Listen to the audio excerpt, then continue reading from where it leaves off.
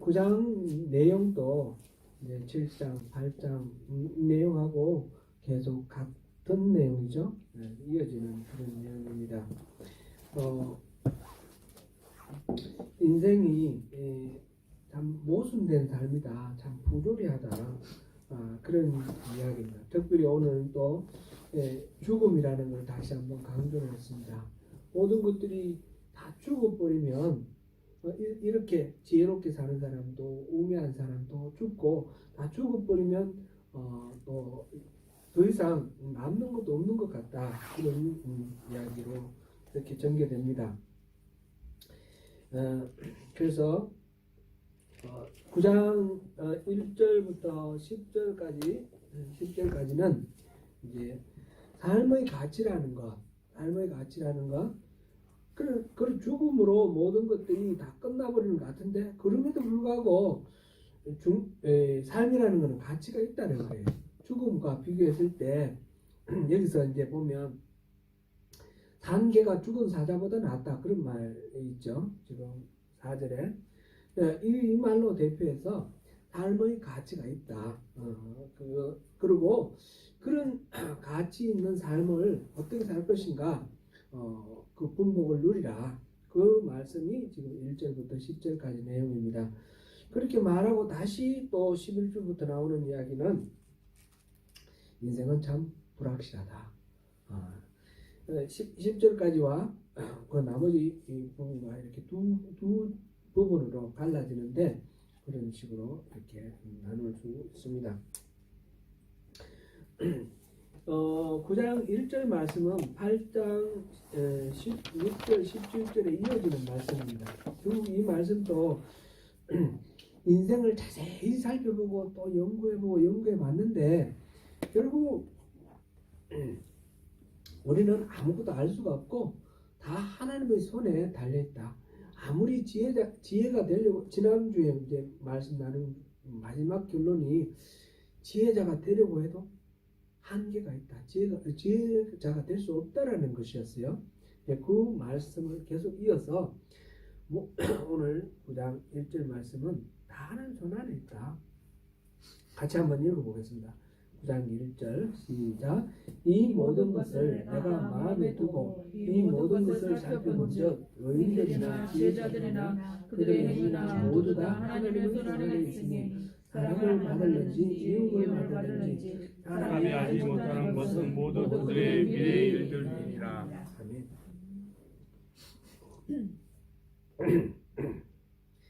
인생을 주장하는 것은 사람이 아니라 하나님이시라는 거죠. 하나님의 주권에 달려 있습니다. 그래서 누구든지 이 죽음의 운명 안에서 벗어날 수 없다.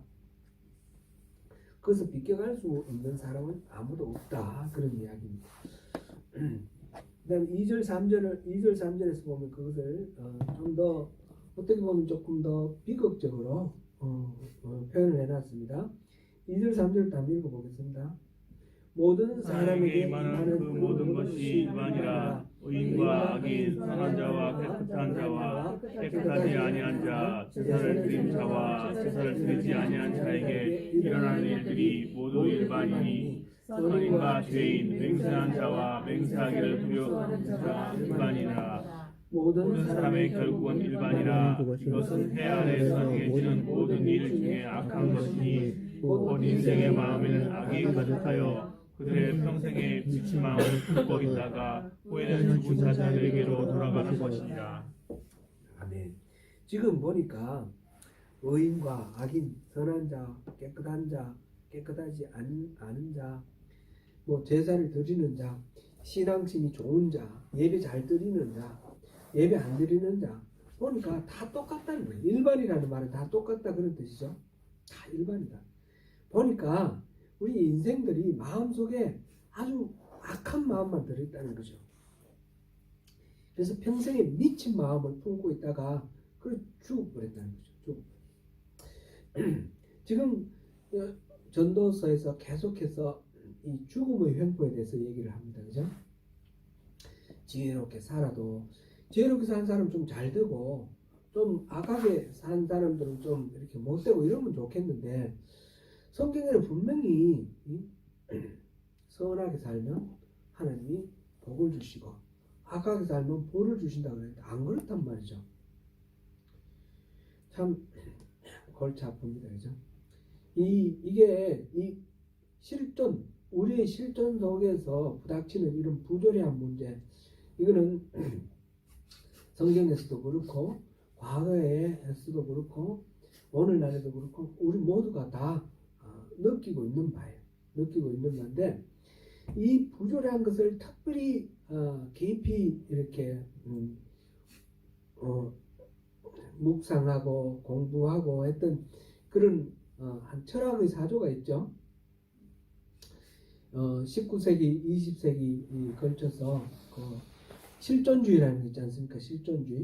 실존주의자들이 이런 부조리에 대해서 많이 고민을 했습니다.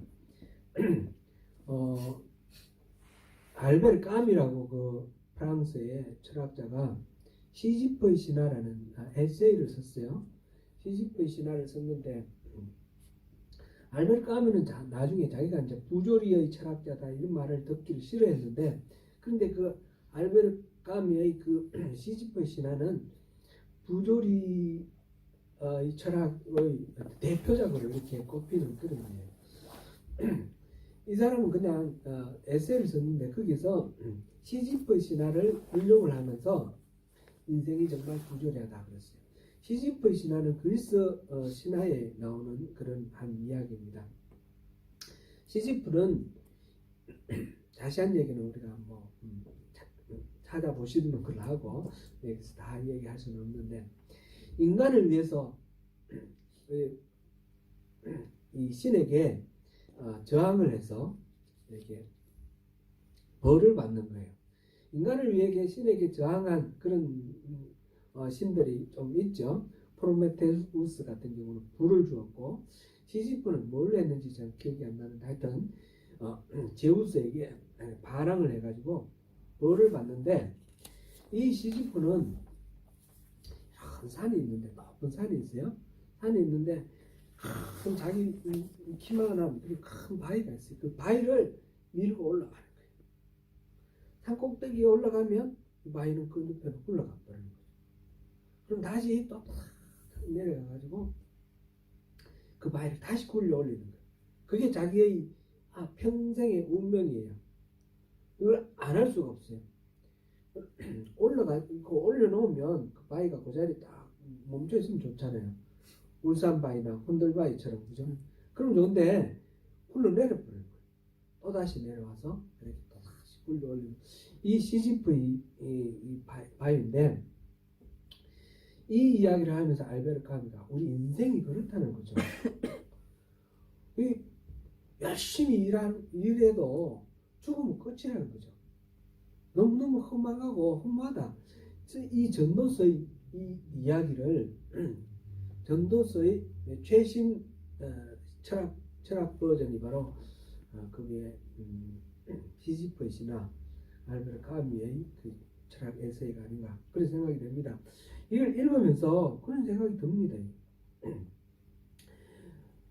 모든 것이 마찬가지다. 의인과 악인, 선한 자와 깨끗한 자와 깨끗하지 아니한 자, 제사 드리는 자, 제사 드리지 아니하는 자, 모든 것들이 다 이렇게 허망하다는 거죠.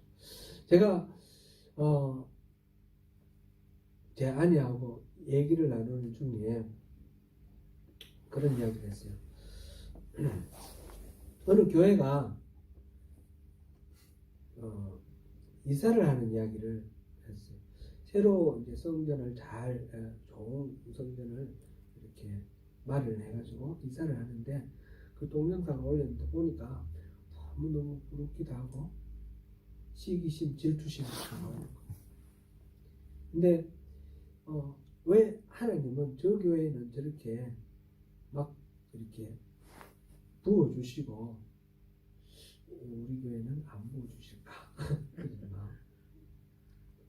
어느 교회가 있었는지 아세요? 그 근처로 이사했더라고요. 뭐 제가 하나님이 아니니까 선악을 다 할 수는 없어요. 그런데 제가 이 교회에 몸을 담으면서 그 이전에 있었던 이야기를 듣고 그러면서 하나님 우리 편이 돼 주셔야 되겠다 그런 생각을 많이 했는데 우리 편이 안 돼 주시는 것 같아요. 무슨 말씀인지 알겠어요? 짐작이 되셔요?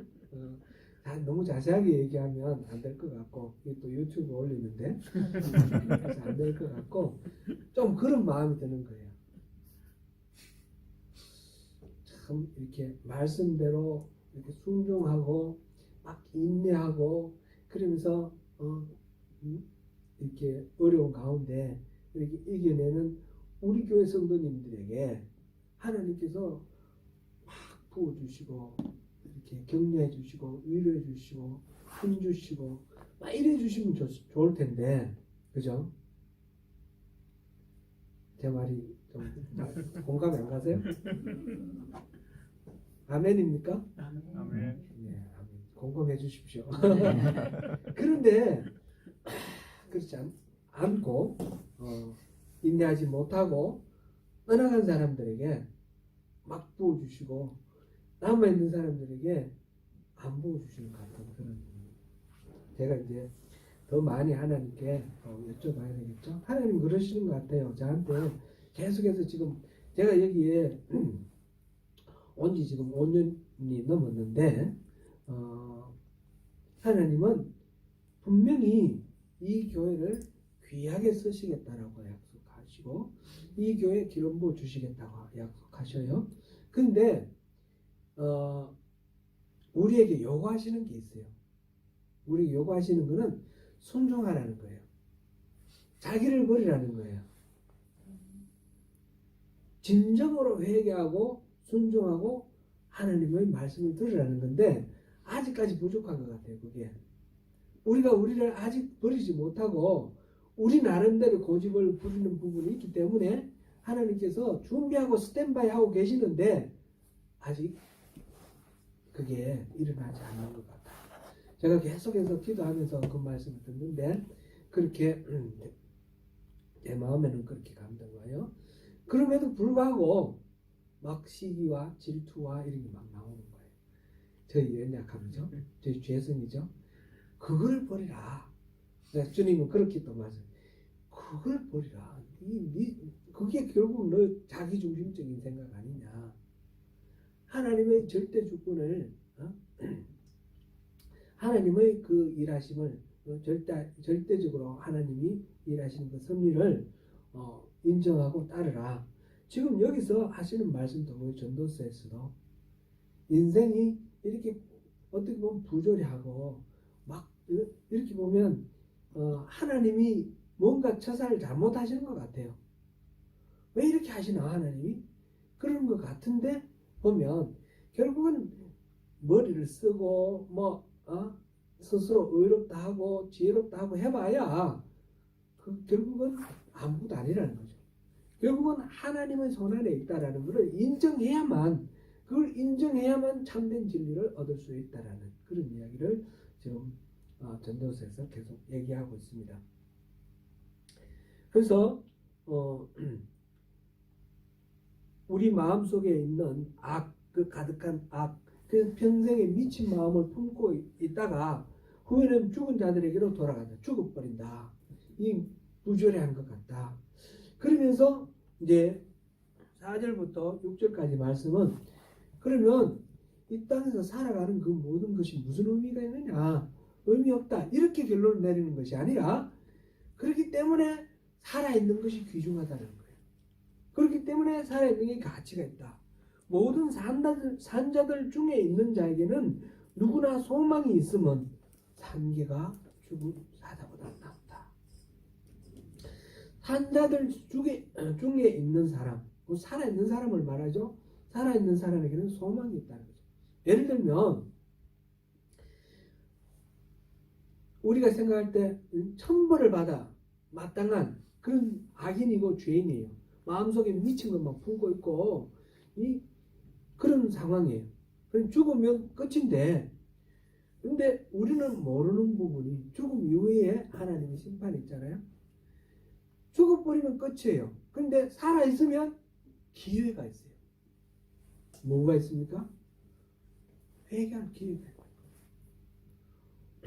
우리 새벽 예배 때 예수님의 그 십자가에 달려 죽으신 그 장면을 지금 말씀을 보고 있는데 그 십자가에 달려 죽으시는 그 현장, 십자가형 집행 현장에 같이 달린 행악자가 있어요. 두 행악자. 그 중에 한 사람은 구원을 받아요. 일평생 살 동안 자기 삶대로 살다가 마지막 죽는 순간에 예수를 만나가지고 그 사람 구원을 받습니다. 그죠? 살아있는 동안에는 기회가 있다는 거예요. 그렇다고 해서 우리가 내가 죽을 때 회개하면 되지. 그러면서 지금은 좀 즐기면서 죄 지으면서 마음대로 살겠다. 그렇게 생각하면 그런 사람에게는 기회가 안 와요. 그죠? 회개할 기회가 안 와요.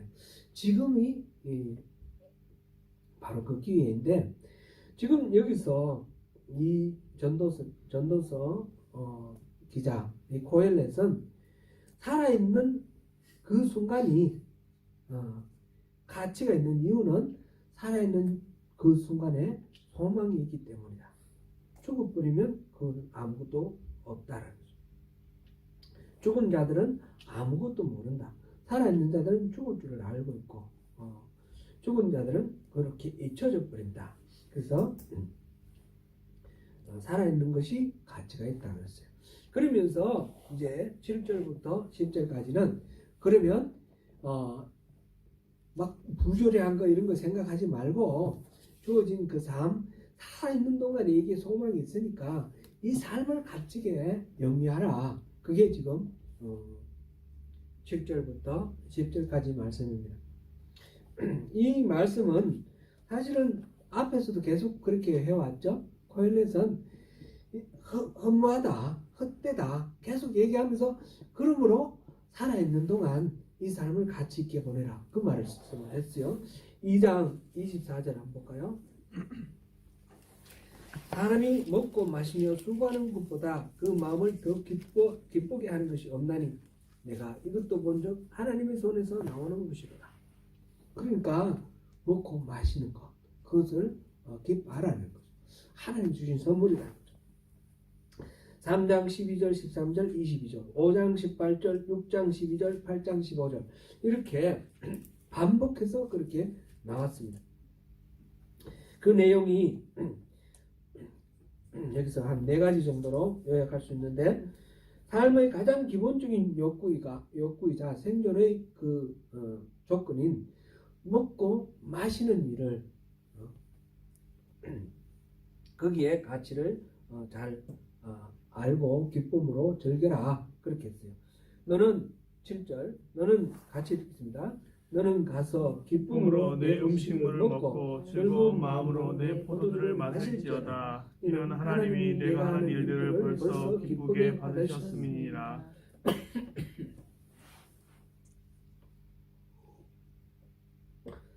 음식을 먹고 마시는 것 이건 아주 기본적인 거예요. 그죠? 기본적인 것이기 때문에 우리가 그 가치를 의식하지 못할 수가 있습니다. 그런데 그 기본적인 거, 당연한 거, 그거를 가치 있게 생각하라는 거죠. 우리가 먹고 마시는 것, 이것이 아무 의미 없는 것이 아니라 먹는 것도 기쁜 것이고, 우리가 마시는 것도 즐거운 것이고, 그 자체에 우리 일상의 삶의 평범한 루틴, 그것의 가치를, 그 속에서 기쁨을 누리고 가치를 부여하라. 그런 말씀입니다. 수요 예배도 우리 생각해 보니까 수요 예배 꼭 와야 되나? 그런 생각을 할 수도 있죠. 수요 예배도 식사하는 거랑 마찬가지 같아요. 당장 우리 수요 예배 한 번으로 인생이 바뀌는 건 아닌데 수요 예배 와서 이렇게 예배 드리는 것 이것이 주일 예배도 그렇고 수요 예배도 그렇고 이렇게 하는 것이 하나님의 은혜 안에서 말씀을 보면서 우리가 밥 먹으면 시간 지나가면 다 소화되고 나중에 배설하죠. 없어지죠. 그럼 먹고 배설할 거 뭐하러 먹냐? 그게 아니지 않습니까? 먹고 소화해서 우리 삶이 유지되지 않습니까? 그처럼 우리가 예배하는 것도 그렇고 먹는 것, 마시는 것 그 자체가 일상에 아무 의미 없이 보이는 그런 루틴한 거 반복되고 집에서 뭐 가사노동하는 거 보면 아무리 썰어도 금방 먼지 쌓이고 아무리 치워도 금방 어질러지고 뭐 이게 무슨 가치가 있나 싶은데 그렇게 함으로써 일상의 삶이 영위되는 것처럼 그렇게 먹고 마시는 것 일상의 루틴을 즐거워하고 기뻐하라. 그게 첫 번째고요. 그 다음에 이 8절 한번 읽어봅니다. 내 의복을 항상 희게하며 내 머리에 향기름을 그치지 아니하도록 할지니라. 제가 아는 어떤 목사님은 항상 머리를 이렇게 해가 스프레이를 뿌려가지고 옛날에는 포마드 이렇게 발랐죠. 스프레이를 탁 뿌려가지고 반짝반짝 해가 하게 해서 이렇게 다니셔요. 저도 이제 몇 번 해봤는데 그 되게 부지런해가지고 몇 번 하고 그냥 제가 또 배터리 잊어버리고 그런데 저도 예배할 때는 좀 뿌리가 올까요? 이 항상 그분은 이발소도 2주 만에 한 번씩 가요. 그렇게 하고 저는 3주 만에 가는데 3주, 4주 저는 4주에 가죠. 평균 따지면. 근데 그분은 2주 만에 가시고 그리고 또 강강 스프레이를 뿌리시고 제가 한번 여쭤봤어요. 계속 그렇게 기름을 바르시는 것 같아요? 스프레이를 뿌리시는 것 같아요? 그랬더니 그렇게 스스로를 이렇게 양복 입고 스프레이 뿌리고 함으로써 자기 자신을 가다듬는다는 거예요. 안 그러면 그냥 퍼지고 이렇게 나른해지고 나태해지는데 그렇게 함으로써 이렇게 경건을 잡고 자기 자신을 추스린다 그런 말씀을 하시더라고요. 뭐 사람들마다 방법은 다르겠죠. 방법은 다른데 여기서는 뭐라고 했냐면 너 의복을 항상 희게 하라 그랬어요. 흰 옷 입으래요. 우리 그리고 내 머리에 향기름을 그치지 아니하도록 하라. 이게 무슨 말이에요? 이거는 잔치하는 것처럼 항상 의관을 정지하라. 우리 옛날 말로 그런 말 있죠. 의관을 정지하라. 그런 말이에요. 그렇게 하고 살아라. 하루하루를 매일매일을 그냥 무한히 반복되는 무의미한 날로 생각하지 말고 매일매일의 의미를 부여해서 특별한 날로 삼으라. 그런 이야기입니다. 지금 고헬렛은 일상의 루틴에 대해서 가치를 두라는 얘기를 계속하고 있습니다. 9절도 보겠습니다. 9절 같이 읽습니다. 내 헛된 평생의 모든 날 곧 하나님이 해 아래서 내게 주신 모든 헛된 날에 내가 사랑하는 아내와 함께 즐겁게 살지어다. 그것이 내가 평생에 해 아래서 수고하고 얻은 내 몫이니라. 배우자를 사랑하면서 살아가는 거예요. 배우자를 배우자를 사랑하십니까?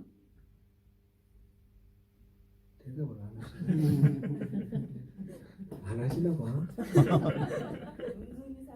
은근히 사랑하시는 거예요? 네, 그러시구나. 네, 깨달았네. 배우자가 마음에 안 들 때도 있죠. 그렇지만 하나님이 이렇게 만나게 해주신 그 의도가 있고 하나님의 계획이 있고 섭리가 있는 거예요. 옛날에 어떤 분이 이제 이혼을 하려고 하셔요. 그래가지고 제가 좀 말렸어요.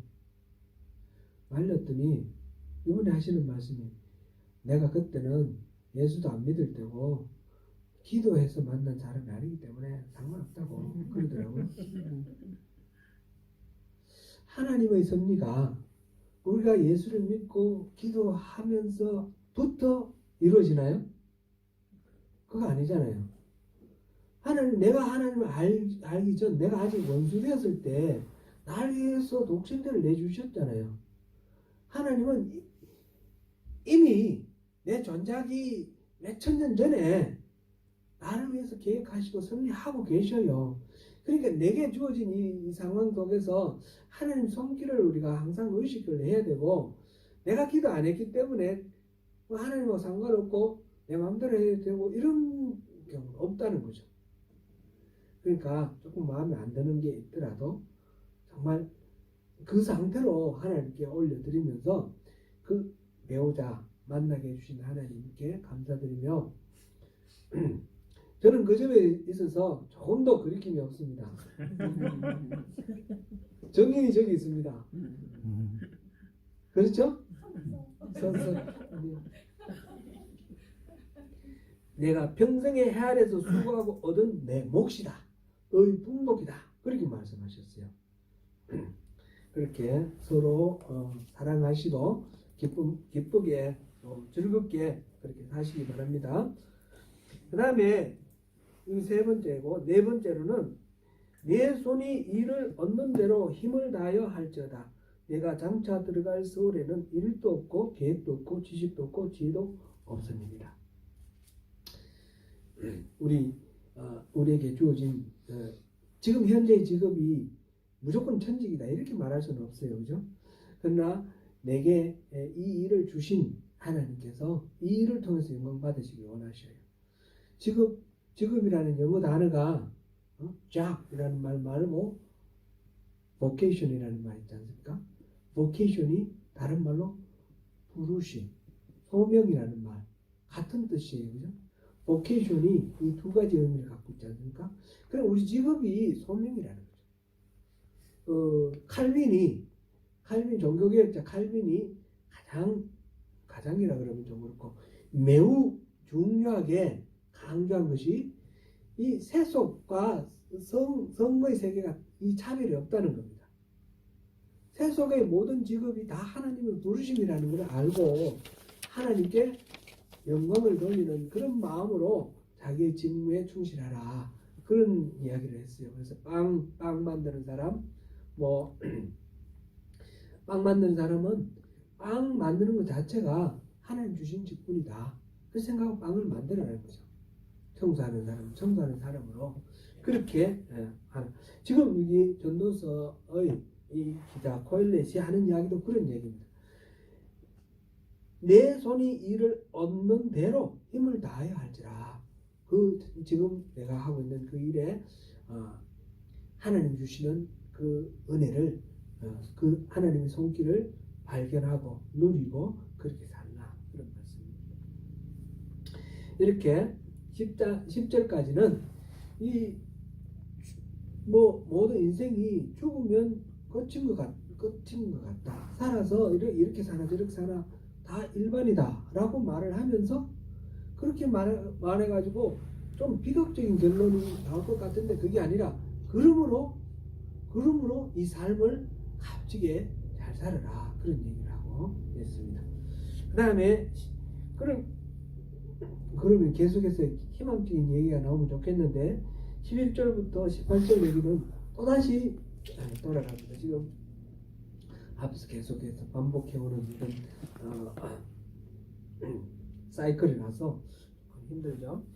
11절 12절 우리 같이 한번 읽어보겠습니다. 11절부터 12절까지. 내가 다시 헤아려서 보니 빠른 경주자들이라고 선착하는 것이 아니며 용사들이라고 전쟁에 승리한 것이 아니며 지혜자들이라고 모든 것을 본 것도 아니며 명철자들이라고 재물을 얻는 것도 아니며 지식인들이라고 은총을 입는 것이 아니니 이는 시기와 기회는 그들 모두에게 임함이니라. 분명히 사람은 자기의 시기를 알지도 못하나니 물고기들이 재난에 그물에 걸리고 새들이 올무에 걸린 같이 인생들도 재앙의 날이 그들에게 우연히 임하면 거기서 걸리느니라.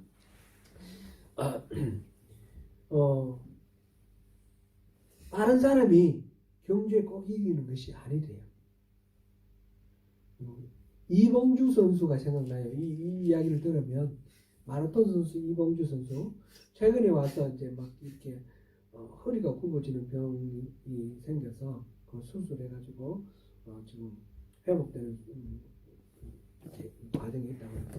이봉주 선수는 이 선수 생활할 때 보면 올림픽이나 어디 가서 1등 할 만해요.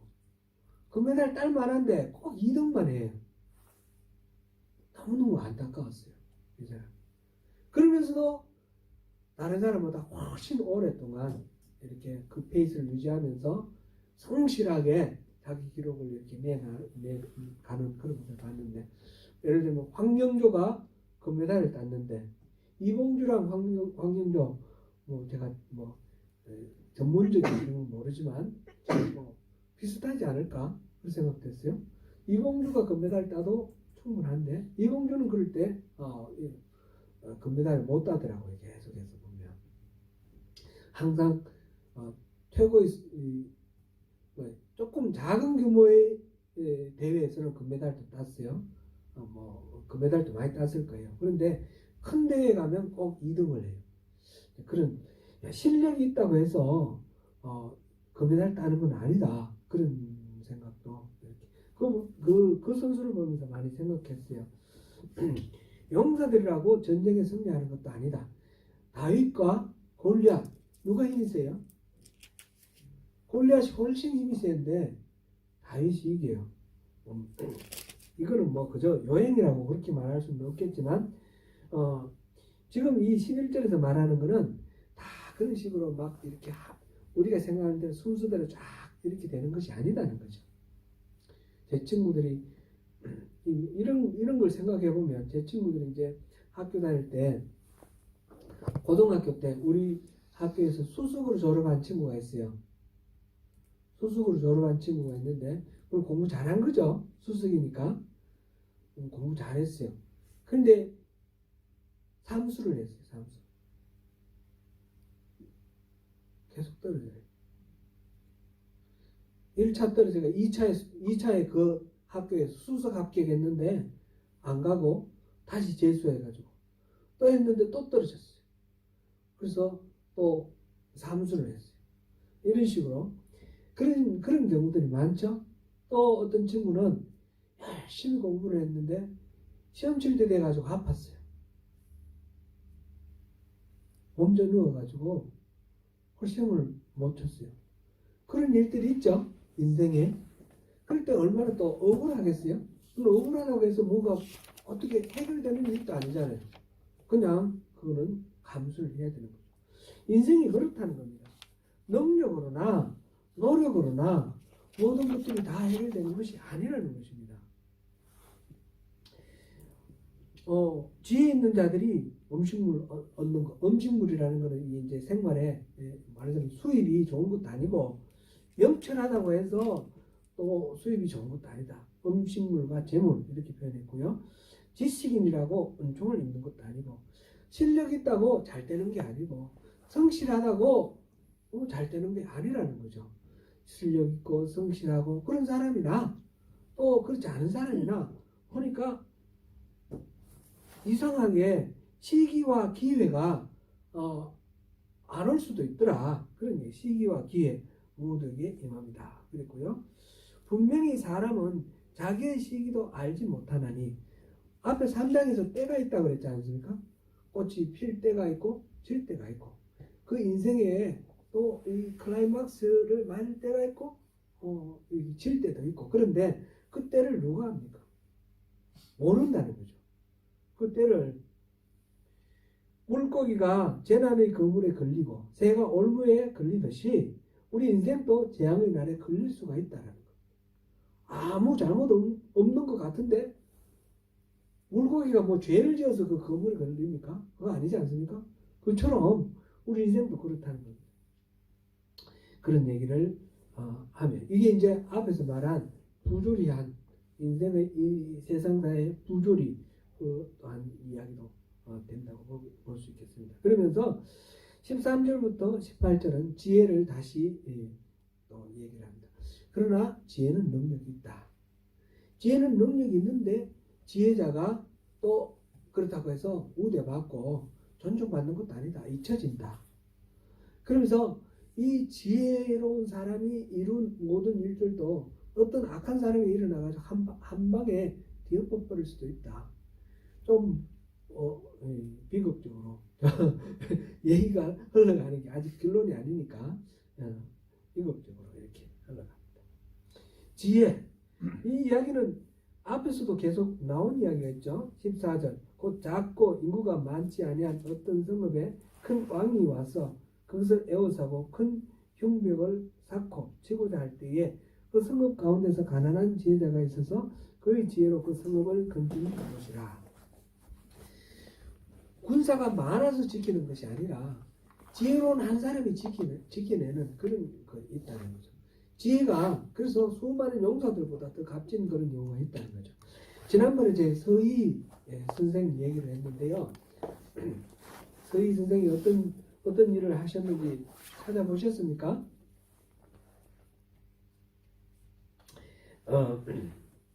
제가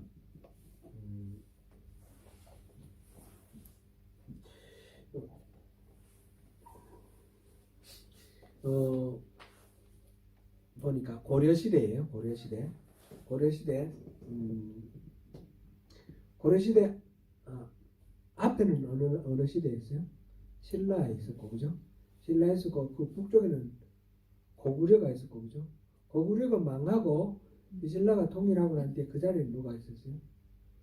발해가 있었죠. 발해. 네. 주연이도 한국사 알아요? 조금 알아요? 네.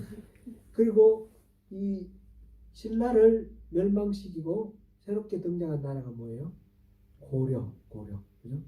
고려가 세워졌을 때 이 발해가 망했어요. 발해가 망하고 많은 사람들이 이제 고려로 넘어오기도 하고 저쪽으로 몽골로 가기도 하고 막 이렇게 했는데 그때 그 북쪽에 새로운 나라가 세워졌는데 거란이에요. 거란이 발해를 멸망시켰어요. 거란이 나중에 중국으로 들어가서 중국에 왕조를 세웠는데 그게 요나라예요. 요나라. 그 당시에 중국에는 송나라가 있었는데 고려시대에는 송나라가 있었죠. 송나라가 있었는데 송나라를 밑으로 양자강 쪽으로 내리고 북쪽에 북경을 중심으로 해서 북쪽에 차지했던 나라가 요나라고 이 송나라는 밑으로 내려갔기 때문에 남송이다 그렇게 불러요. 고려가 이 밑으로 쫓겨난 남송과 외교 관계를 맺고 있고 요나라하고는 사이가 외교 관계가 없었어요. 그랬을 때 이 요나라가 고려를 침략해 왔습니다. 고려를 침략해 왔는데 이제 세 번 쳐들어오는데 첫 번째 쳐들어온 게 이제 AD 993년인데 그때 소손영이라는 장군이 이 요나라에 5개 서울이 5개가 있었거든요. 5개 있는 서울 중에 동쪽에 있는 서울 요동 지방에 있는 그 서울의 책임자였는데 이 소손영이 80만 대군을 이끌고 고려를 쳐들어왔어요. 그래서 고려에서는 큰일 났습니다. 이걸 막기 위해서 군대를 파견했는데 이 선봉은 깨졌어요. 소손영이 이제 막 들어오니까 이 고려 왕조에서 평양 이북의 땅을 거란에게 넘겨주고 우리가 화친을 맺자, 항복하자 그렇게 얘기를 했어요. 그런데 이 서희가 그럴 필요가 없다. 내가 가서談판을 짓겠다. 그러면서 가서 서희가 소손영과 만나서談판을 짓습니다. 근데 소손영이 얘기하기를 이 한강 북쪽에는 삼각산 북쪽에는 다 고구려 땅인데 고구려 땅은 우리가 고구려를 이어왔다. 그래서 이 삼각산 북쪽 땅은 다 우리 땅이다. 내놔라. 그렇게 말하는 거예요. 그럴 때 돌려줘야 되나요? 이 발해를 멸망시키고 발해의 원래 땅 그게 고구려 땅이니까 그 고구려가 차지하고 있던 이 한강 북쪽에 땅은 다 내놔라 그런 거예요. 그랬을 때 이 서희가 우리는 고구려를 잇는 나라다. 우리나라 이름이 고려 아니냐 고구려 같은 이름이다. 우리는 고구려의 후손이다. 그러므로 너가 차지하고 있는 요동 땅 전부 다 고구려 땅이다. 그 땅 전부 다 우리에게 내놔라. 돌려놓아라. 우리에게 돌려줘라. 거꾸로 말하는 거예요. 거꾸로.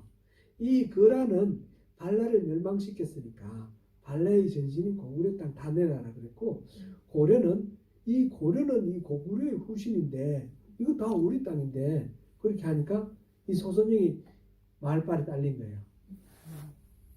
그래서 왜 자꾸 송나라하고만 관계를 맺고 우리하고는 외교 관계를 안 맺냐? 그러니까 중간에 여진족이 있잖냐. 여진족이 계속 방해를 해서 우리가 못하고 있으니까 그 여진족 차지하고 있는 그 땅 우리한테 돌려주라. 우리 고구려 땅 전부 다 돌려달라 소리는 안 할 테니까 여진족이 차지하고 있는 땅 돌려주라. 그래서 소선영이 그걸 돌려주기로 한 거예요. 돌려주고, 그게 이제 그래서 압록강 동쪽에 있는 땅 강동육주, 그러죠? 강동육주를 다 회수하고, 소선영이 서희에게 너무너무 감동받은 거예요. 이 사람이 말하는 논리도 너무너무 딱딱 맞고, 이 80만 대군을 이끌고 온 이 거란에게 조금 더 기죽지 않고 당당하게 자기 주장을 하니까 너무 감동을 많이 받아가지고, 뭐 낙타 10마리, 말 100마리, 양 1000마리 확 선물을 덤뿍 안겨줬어요. 강동육주 땅까지. 그때는 청천강까지가 고구려가 지금 다스리고 있었는데 압록강까지 이렇게 영토가 오히려 확장되었고 그렇게 되었습니다. 이 서희의 외교 담판, 이것은 나중에 이 소선영이 그렇게 하고 돌아가고 간 뒤에 나중에 후회가 되는 거예요. 그래서 강동육주를 다시 돌려달라고 막 그래요. 근데 안 돌려줬어요. 그러니까 핑계를 대가지고 나중에 강조라는 사람이 왕을 이제 바꿨는데 그거를 핑계를 잡아가지고 또 전쟁을 걸어왔습니다.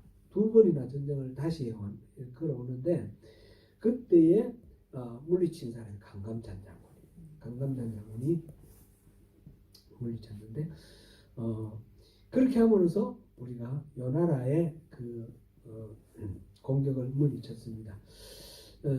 우리는 우리 역사, 우리 조상들의 역사에서 뭐 고조선 시대부터 시작해서 이 역사, 이 민족의 침입은 끊임없이 있었지만 계속해서 우리는 잘 방어를 하고 잘 물리쳤어요.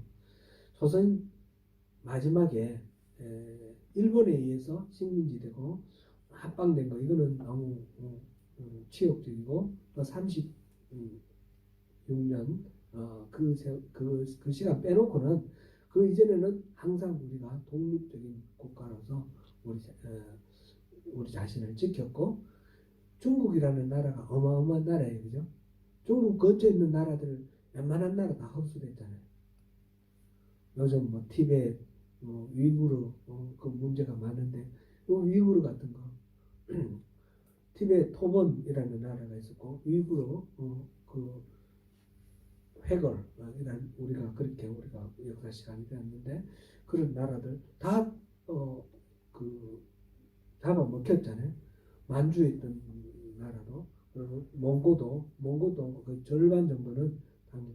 그런데 우리는 그대로 우리 그 강대국 옆에서 우리 지켰습니다.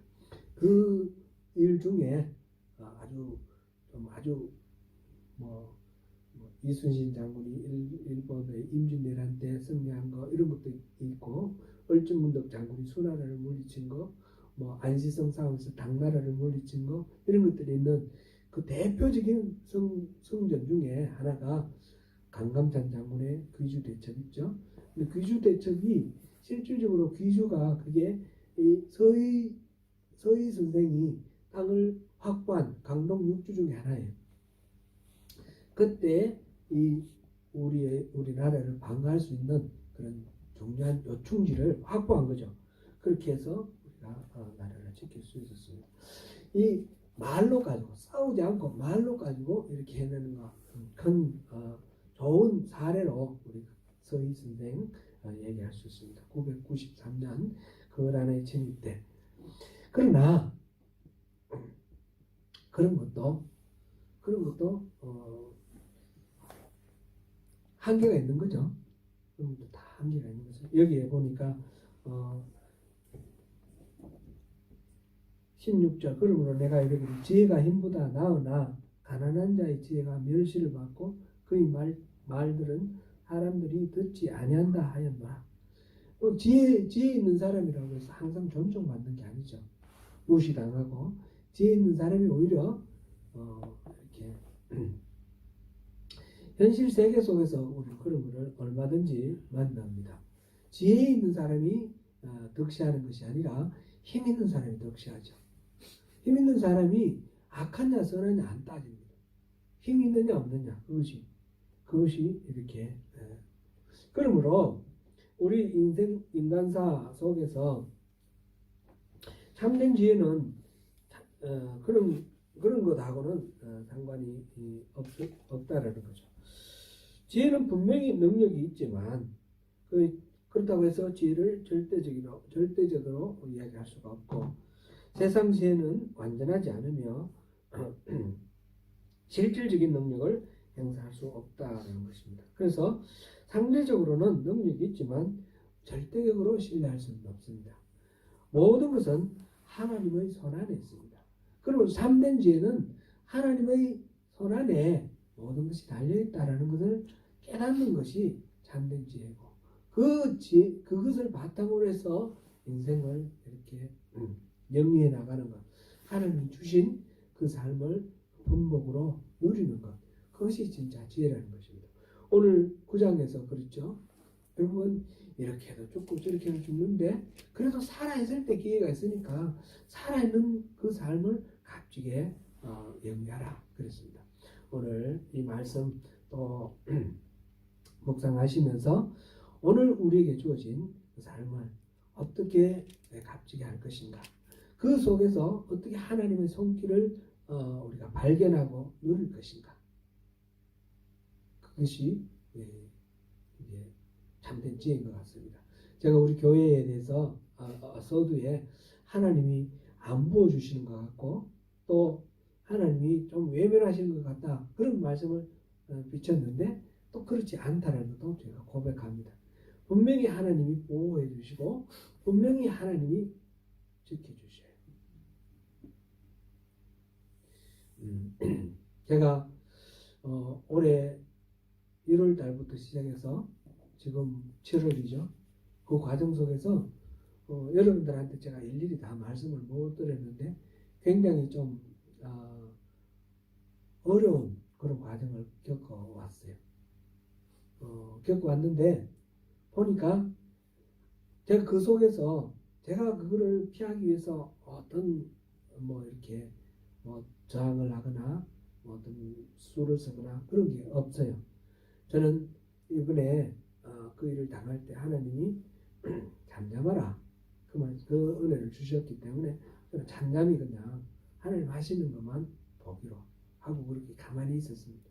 가만히 있었는데 결과적으로 하나님이 다 잠잠하게 다 해결해 주셨어요. 네, 그것도 하나의 저는 전부라고 생각합니다. 막 하나님을 원망하다가 제 아내하고 같이 이야기하면서 저희 신앙도 이렇게 바닥이 막 드러납니다. 막 이렇게 하나님 왜 그렇게 하실까? 막 그러다가 이거 보니까 하나님 분명히 우리를 지켜주신 거 맞잖아. 이렇게 이제 답을 찾는 겁니다. 여러분들도 마찬가지일 겁니다. 그죠? 여러분이 힘드시고 어려우신 가운데 막 하나님을 원망할 때도 있어요. 근데 하나님 원망하는 걸로 끝내버리면 안 되는 거죠.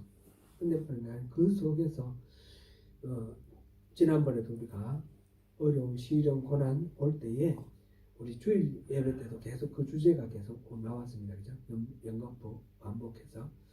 그랬을 때에 하나님의 그 신실하심을 믿는 믿음 그것이 중요한 것 같습니다. 그게 정말 참된 지혜인 것 같습니다. 하나님은 전지하시고 하나님 전능하신데 본성적으로 하나님은 사랑이십니다.